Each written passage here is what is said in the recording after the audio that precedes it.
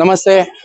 ఈ రోజు మరి జరుగుతున్న అక్రమాలు చూస్తుంటే మరి డబుల్ బెడ్రూమ్ల కోసము ఇక్కడ ఇట గ్రూపులు తయారైనాయి అని చెప్పుకుంటూ వస్తున్నారు. మరి వీళ్ళు ఈ నాగోల్ పిఎస్ పరిధిలో వస్తుంది. మరి ఆ పిఎస్ యొక్క అధికారులు కూడా వాళ్ళ పైన నిఘా వేయాలని చెప్పేసి చెప్తున్నారు. మరి వీళ్ళ నోటి నుంచే విందాం అసలు ఏం జరుగుతుంది, ఎక్కడ జరుగుతుంది, మరి ఈ ప్రాబ్లమ్స్ ఎందుకు వస్తున్నాయి. ఇంతకు ముందు మరి డబుల్ బెడ్రూమ్ లో ప్రెసిడెంట్ ఉండాలన్నారు. అన్నిటి కలిపేసి ఒక 6 నెలలు 8 నెలలు ఒకటే ప్రెసిడెంట్ ఉన్నాడు. మరి ఇప్పుడు ఒక్కొక్క అపార్ట్మెంట్ కు ఒక్కొక్క ప్రెసిడెంట్ కావాలని చెప్పేసి మొన్న కలెక్టర్ నుంచి వచ్చినాయి, మండల ఆఫీస్ నుంచి వచ్చాయి. ఒక్కరికి ఇస్తే ఆయన మొత్తం సంలాయించలేడని ఒక అపార్ట్మెంట్ కి వచ్చేసి ఒక ప్రెసిడెంట్ అన్ని అపార్ట్మెంట్ లో కలిపేసి ఒక ప్రెసిడెంట్ కావాలని కోరుకున్నారు. మరి ఇప్పుడు ఎవరు ఉంటే ఏంటి, మెజార్టీ ఎక్కడ ఉంటే అక్కడ ప్రెసిడెంట్ హోదా ఇవ్వాలి.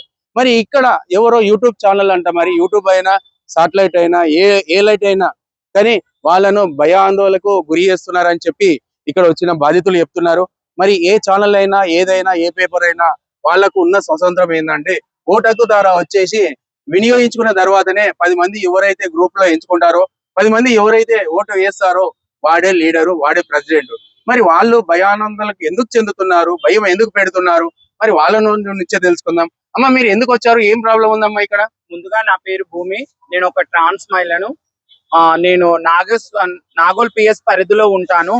అయితే నేను కూడా ప్రభుత్వం నుంచే నేను డబుల్ బెడ్రూమ్ కి వచ్చాను. గత నేను 8 నెలల నుంచి చూస్తున్నాను, ఎలాంటి న్యూసెన్స్ అనేది లేదు. రీసెంట్ గా ఎవరో హైకోర్టు నుంచి ఎక్కడి నుంచో 150 మంది కాజాబాయ్ అనే వ్యక్తి తీసుకొని వచ్చాడు. కానీ వాళ్ళు వచ్చిన కాడ నుంచి న్యూసెన్స్ అనేది క్రియేట్ చేస్తున్నారు. ఎందుకంటే గత 9 నెలల నుంచి ఎలాంటి న్యూసెన్స్ లేదు. ఎందుకంటే హిందూ, ముస్లిమ్స్, క్రైస్తవులు అందరం బాయి ఒక అన్న చెల్లెలు, అన్న దమ్ముల్లాగా మేము బతుకుతున్నాము. ఎవరైతే మహేశ్వరం నియోజకవర్గం నుంచి 150 మంది అయితే వచ్చారో వాళ్ళు వచ్చిన కాడ నుండే హిందూ ముస్లిమ్స్ బాయి లేకుండా ఏదో మన ఒక మత కళ్ళలాగా క్రియేట్ చేసి రౌడీజం, దౌర్జన్యం చేస్తున్నారు. ఎందుకంటే నేను ఒక కాజాబాయిని, నేను ఒక యూట్యూబ్ ఛానల్ ని, నేను ఒక సోషల్ వర్క్ ని, నేను 150 మందికి హెల్ప్ చేస్తున్నా అంటే హెల్ప్ చేసిన వ్యక్తి మత కల్లోళ్ళు లేపుతారా? లేపరు కదా. అలాంటి వ్యక్తి ఎప్పటి నుంచో 9 నెలల నుంచి ఆ ఫామ్ ఒక క్రియేట్ చేసుకొని ఒక మంచి చెడు చూస్తున్నారు. ఆ కుటుంబాలలో ఇప్పుడు పాత వాళ్ళు ఉండొద్దు, మేము ఎవరైతే మహేశ్వరం నియోజకవర్గం నుంచి 150 మంది వచ్చామో మేమే మెయింటెనెన్స్ తీసుకుంటాము, మేమే మంచి చెడు చూసుకుంటున్నాం అని అంటున్నారు. అది ఎంతవరకు కరెక్ట్? ఎందుకంటే రౌడిజం చేస్తున్నారు. ఈ రౌడిజం అనేది ఈ కాజాబాయి ఈ 150 మందిలోంచి ఒక మహిళ, ముస్లిమ్స్ మహిళ, ఎందుకంటే ఖతీజా బేగం మరియు మహమ్మద్ మళ్ళీ కాజాబాయ్, ఇంకొక ఈ అజీం భాయ్ అనే వాళ్ళు మీటింగ్ పెట్టి, ఎందుకంటే పాత వాళ్ళు పాపం మంచి 9 నెలల నుంచి మంచి చెడు చూస్తున్నారు. ఈ పాత వాళ్ళ మీద దౌర్జన్యం చేసి మీరు ఇక్కడ నుంచి వెళ్ళిపోతారా, మేము రావాలని దౌర్జన్యం చేసి ప్రజలలో భయోద్వేగాలు పెడుతున్నారు. ప్లీజ్ ప్రభుత్వానికి, సీఎం ముఖ్యమంత్రి రేవంత్ అన్న గారికి మేము ఒక్కటే వినుకుంటున్నాం. ఎందుకంటే కూడు గుడ్డ లేక మేము ఎక్కడి నుంచో వచ్చి ఈ డబుల్ బెడ్రూమ్లలో మీరు ఇచ్చిన ఇందిరమ్మ ఇల్లులో బతుకుతున్నాం సార్.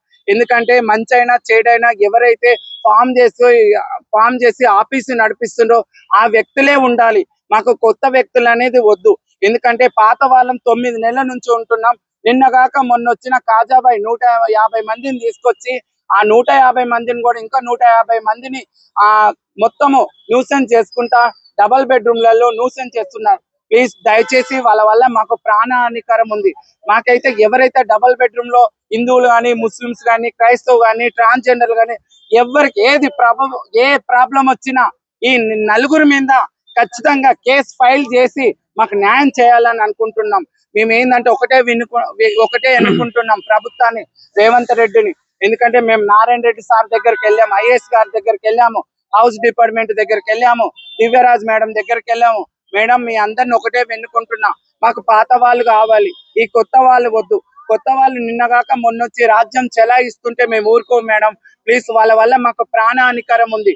మాకు ఏ సమస్య వచ్చిన డౌట్ అమ్మ, ఇక్కడ మీరు ఇంత చెప్తున్నారు కదా, రాజా అనేట ఆయన కొత్తగా వచ్చిండు అంటున్నారు కదా. ఇప్పుడు అమ్మ నువ్వు ఆగమ్మా, నీ దానికి వచ్చినప్పుడు నువ్వు చెప్పు. ఇప్పుడు కొత్త వాళ్ళు కాజావా అంటున్నారు, ఛానల్ ఉందని చెప్పి అంటున్నారు కదా. ఇప్పుడు మరి పాత వాళ్ళకంటే కొత్త వాళ్ళు వస్తే మీకు ఏమైనా ప్రాబ్లమా? కొత్త వాళ్ళు అంటే మేము కలుపుకుంటాం సార్, కానీ కల్పనీయకుండా మనమే రాజ్యం ఎగుదాము, మనమే పీట ఎక్కుదామన్న ఆలోచనలో వాళ్ళు ఉన్నారు.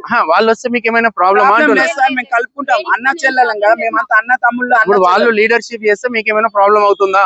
అంటే అవుతుంది సార్, అవుతుంది. లీడర్స్ అది రౌడీజం, నైట్ తిరగడం, ఇళ్లలో తలుపులు వాళ్ళకు కొట్టడం, నువ్వు మెయింటెనెన్స్ వాళ్ళకి ఇవ్వద్దు మాకు ఇవ్వాలి, లేకుంటే మిమ్మల్ని చంపేస్తాం, లేకుంటే మీ పట్టాలు చింపేస్తాం, మిమ్మల్ని గేట్ అనే భయం. ఎందుకంటే నిన్నగాక ఆయనకు వచ్చిన కొమ్ములు ఎక్కువ ఉంటాయా, మేము ప్రభుత్వం నుంచి వచ్చిన వాళ్ళకి మాకు ఎక్కువ ఉంటాయి సార్, వాళ్ళు రావద్దు. అంటే ఇప్పుడు మీరు చెప్పేది ఎట్లుందా అంటే ముందు వచ్చిన షోల కంటే వెనక వచ్చిన కొమ్ములు వాడి అన్నట్టు అంతే ఉంది. మీరు చెప్పింది అట్లే కనిపిస్తుంది. మరి అక్కడ అబద్ధం ఉందా, ఇక్కడ అబద్ధం ఉందా? మేము కూడా ఈ 2-3 రోజుల్లో మేము అక్కడికి వస్తాము, వచ్చేసి తెలుసుకోవడం. అంటే మీరు వచ్చినంత మాత్రాన మేము నిజమని మేము అనుకోమమ్మా. ఎందుకంటే వాళ్ళ దౌర్జన్యం ఉందా, మీ దౌర్జన్యం ఉందా? మరి పాతోళ్ళకు మీకు సెటిల్ అయిపోయి మరి కొత్తోళ్ళకు వద్దంటురా, మరి కొత్తోళ్ళు న్యాయంగా ఉండరా? పాత అంటే ఇక్కడ కుల భేదాలని కాదు, కాకపోతే ఏంటంటే ముందు వచ్చిన షోల కంటే వెనకొచ్చిన కొమ్ములు వాడి అన్నట్టు కొందరు అవుతుంటారు. మరి కాజాబాయ్ నువ్వు కూడా కొంచెం అర్థం చేసుకోండి. మరి ఇక్కడ సమస్య పెరుగుతుందంటే మరి నువ్వు 50 మందిని ఎన్నికేసుకో అని చెప్పేసి నేను అని చెప్పేసి మీడియా ఇజ్జత్ తీయకండి. మరి అక్కడ ఏదైనా ప్రాబ్లం ఉంటే మరి అక్కడ 10 మందితో ఓట్లు వేయించుకొని గెలిచి వాళ్ళకు సేవ చేసుకుందామంటే సేవ చేసుకోండి. కానీ ఇట్లా నేను ఛానల్లో నా వెనక 50 మంది ఉండరు, 200 మంది ఉండరు అని చెప్పుకొని తిరగకండి దయచేసి. కాజాబాయ్ నేను కూడా మనస్ఫూర్తిగా కోరుకుంటున్నాను, ఇలాంటి వ్యక్తిత్వం ఉండొద్దు అని చెప్పేసి కోరుకుంటున్నాను. అమ్మ నీకేం ప్రాబ్లం? మాకు కూడా అదే ప్రాబ్లం సార్, మొత్తం అదే ప్రాబ్లం ఉంది మాకు కూడా. ఎందుకంటే ఏమైనా మీటింగ్ పెట్టిరంటే గొడవలు కంపల్సరీ పెట్టుకుంటారు వాళ్ళు. మొన్న మీటింగ్ పెడితే అందరినీ కొట్టనికి వచ్చారు వాళ్ళు. ఇంత పిల్లవాడు ఉండు సార్ ఆయన, మిమ్మల్ని కొట్టనీకి అందరినీ కొట్టనికి, మన లీడర్లను కూడా కొట్టనికి వచ్చారు. మేము ముందు పోతే అంటారు మీరు అవసరం లేదు నడు బయటికి నడు. అలా కూడా హిందూ ముస్లిం అందరు కలిసి ఉన్నారా? అందులో చూడలేదు సార్, ఎందుకంటే వాళ్ళు 10 మందిని ఒక జత చేసుకురు వాళ్ళు. ఇప్పుడు కొత్త వచ్చిన వాళ్ళు వీణ కాజాబాయ్ అందులో ఇప్పుడు ఇలా హిందూ ముస్లిం అందరు కలిసి అందరు కలిసి అందులో ఉన్నారా లేరా? అందులో కూడా ఉన్నారు కానీ వాళ్ళు వచ్చిన వాళ్ళు లేరు. అందులో కొత్త అయితే లేడీస్ ఏం ప్రాబ్లం లేదు మాకు. ఎవరైతే రేపు చేస్తుండ్రో కాజాబాయే చేస్తుంది మొత్తం. ఇప్పుడే అంటుండేడా మీరు అందరు అడ్మిన్ లా వైఫ్లు మీరు అందరు అంటుండ్రు ఆయన. అంటే హిందూ తెలుగు ఎవరు కనిపిస్తలేరు ఆయనకు.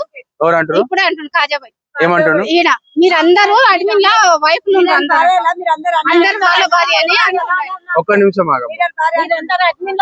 భార్యలా వీటికి వచ్చి న్యూస్ చేస్తున్నారు అంటున్నారు. ఏడున్నాడు ఆయన? ఉన్నాడు, లోపల ఉండు వెళ్ళిపోయినా. ఇప్పుడు మళ్ళీ ఆయన నాకు ఒకటి అర్థం కాలేదమ్మా, మంచిగా చెప్పండి. మీరు అందరు ఇక్కడికి వచ్చారు కదా, ఇట్లా ముందర రమ్మా. నేను ముందరికి వచ్చాను, వెనకపోతే నేనేం చెప్పాను? ఇప్పుడు మీరందరు వచ్చారు ఇక్కడికి, మీరందరు అడ్మిన్ల భార్యలా అంటే నాకు అర్థం కాలే వార్డు అనేది ఏంది. ఆయన అట్లా పాత వాళ్ళు కావాలన్నాం కదా మేము, అట్లా అంటున్నాయి. అది క్రియేట్ చేసి అంటే పాత వాళ్ళు మీకు అందరు మొగల్లా, మీ మొగలు లేరా అంటే వాళ్ళు నీకు మొగలు అయ్యారా అని మీనింగ్? అదే మీనింగ్? అదే మాకు అంటే ప్రజలకు అర్థం కావాలని అడుగుతున్నా. అడ్మిన్లే మొగోళ్ళ అంటే గ్రూప్ అడ్మిన్ అంటే మస్తు మంది ఉంటారు, అట్లా కాదు కదా. అంటే ఇప్పుడు కొత్త ఎవరైతే రాజకీయం చేస్తారో లీడర్షిప్ చేస్తారో వాళ్ళు మీకు మొగల్లా అని వార్డు అంటే వల్గర్ లాంగ్వేజ్ అన్నమాట. అదే అర్థం కావాలి, ప్రజలకు కూడా క్లియర్ గా అర్థం కావాలి. లేదా సార్ ఇప్పుడు ఎంత మంది ఉన్నారు, ఎవరు వైఫ్ లో కనిపించదా? వాళ్ళైతే ఇలా లేరు, ఆయన కనిపించదా ఆయనకు? ఆయన రోజు సొసైటీకి వచ్చి ఎంక్వైరీ చేస్తా ఉంటాడు, రోజు ఇంటికి వచ్చి అక్కడ వచ్చి సెటైట్ లా ఇది చేస్తా ఉంటాడు. ఇప్పుడు మళ్ళీ ఏమంటాడు, మెయింటెనెన్స్ కట్టకపోతే గేట్ బయట ఉంచారంట, కమాన్ బయట ఉంచారంట. నన్ను విలువ నేను వస్తాను, నేను వచ్చి సార్ ఇప్పుడే తెలుసు కదా మాకు, మీ గురించి ఇప్పుడు నేను చెప్తున్నా మీకు గేట్ బయట వస్తా అంటే మెయింటెనెన్స్ ఆడపోతా అంటే అప్పుడు నాకు ఫోన్ చేయి, నేను వచ్చి మాట్లాడు. ఎందుకంటే ఒక రూల్స్, ఒక పద్ధతి, ఒక వ్యవహారం ఉంటుంది. మెయింటెనెన్స్ కట్టాలని రూల్స్ లేదు, మెయింటెనెన్స్ కట్టొద్దు అని గిట్ట రూల్స్ లేదు. ఎందుకంటే శుభ్రత ఉండాలంటే మెయింటెనెన్స్ కట్టాలి, ఉండొద్దు అనుకుంటే కట్టొద్దు. నువ్వు కొంచెం ముందడుకు వస్తే నేను మంచిగా ఉంటాను, నువ్వు అనుకుంటా అటుపోతే నేను నీ ఎమ్మడి ఊరికి రావాలంటే కాదాడ కెమెరా ముందడుకుంటా. ఇది అమ్మ మెయింటెనెన్స్ కట్టాలి, కట్టొద్దని అనట్లేదు, కట్టాలి. అది గిట్ట కొంచెం తక్కువలో చేసుకోవాలి. అది కిరాయిలు ఉన్నట్టు 2000, 1000, 2000 అంటే ఒకటి కట్టాడు. 200, 300, 400 అంటే మెయింటెనెన్స్ కడతారు. సెక్యూరిటీ అయినా ఈ రోజులలో ఆడపిల్లలకు సెక్యూరిటీ లేదు కాబట్టి ఉండొచ్చు. ఇళ్ళల్లో ఎవరో ఒక ఆయన తెచ్చి డోర్ కొట్టిపిచ్చి వీడియో తీపిచ్చిండు ఆయన. ఎవరిని? మాకు లేడీస్ ని. ఆ రోజే గొడవ పెట్టి పోలీస్ కంప్లైంట్ ఇచ్చేసినాం కాజాబాయ్. కానీ మేము అట్లా తీసుకోలేదు, మేము ఖాళీ ఇంట్లోకి తీసుకురామని చెప్పిపించిండు ఆయన కొని మాకు. మేము ఆల్రెడీ కంప్లైంట్ ఇచ్చేసినాం. అది కూడా వాళ్ళు ఏమనలేదు సార్, వాళ్ళకు అది వాళ్ళకి తెలుసు. మళ్ళీ సపోర్ట్ ఇచ్చారు కానీ ఏంటంటే ఈయన నడుస్తుంది కాబట్టి చాలా మంది సపోర్ట్ ఇస్తలేరు సార్. కాజాబాయ్ నడుస్తుంది కాబట్టి. సై న్యూస్ ను మీరు సబ్స్క్రైబ్ చేసుకోండి, లైక్ చేయండి, షేర్ చేయండి, అట్లనే కామెంట్ కూడా చేయండి. మీ అందరికి మళ్ళొక్కసారి మా సై న్యూస్ తరపున క్షీణార్థులు.